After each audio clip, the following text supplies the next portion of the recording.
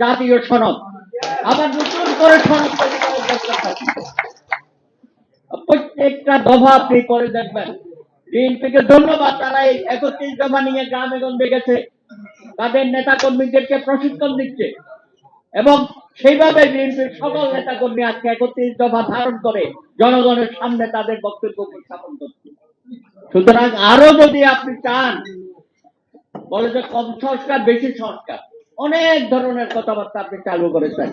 দয়া করে বাংলাদেশের জনগণকে আপনি রাজনীতি থেকে মুখ সরিয়ে দেবেন না। আজকে ডাকসু অনেক নির্বাচন হচ্ছে, সেখানে তো সকলেই সহযোগিতা করছে। এই নির্বাচনের মধ্য দিয়ে আগামী দিনে আমাদের জাতীয় নেতৃবৃন্দ আমরা তৈরি করব। এখানে আবুল কাসেম চৌধুরী আছেন, দীর্ঘদিন পরে তার সাথে দেখা হলো। এই সমস্ত নেতারা কেন হারিয়ে গেল, তাদেরকে কেন আমরা ধরে রাখতে পারি নাই? 69-এর গণ অভ্যুত্থানে যারা ছিল, বাংলার ভাষা আন্দোলনে যারা ছিল, 62-র শিক্ষা আন্দোলনে ছিল, সকলেই তো পরবর্তী পর্যায়ে জাতীয় রাজনীতিতে অনেক ভূমিকা পালন করেছে। 90 সনের পরে আমরা কোন ইলেকশন করতে পারি নাই। আজকে যদি কলেজ বিশ্ববিদ্যালয়গুলোতে নির্বাচন হতো, শত শত বাংলাদেশের জাতীয় নেতা আমরা তৈরি করতে পারতাম।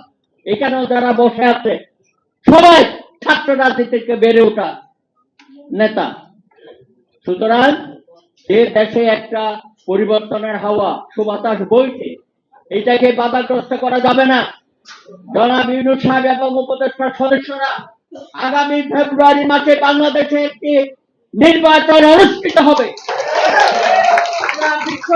আছে, আমার আইন শৃঙ্খলা বাহিনী প্রস্তুত, সেনাবাহিনী প্রস্তুত, প্রশাসন প্রস্তুত।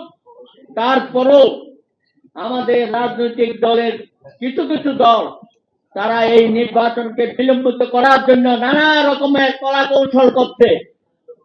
একবার বলে পিজারের কথা, আরেকবার বলে গণপরিষদের কথা, আরেকবার বলে সংবিধান সংস্কারের কথা, আবার আমাদের কিছু কিছু বন্ধু এক ধাপ এগিয়ে বলে নতুন বন্দোবস্তের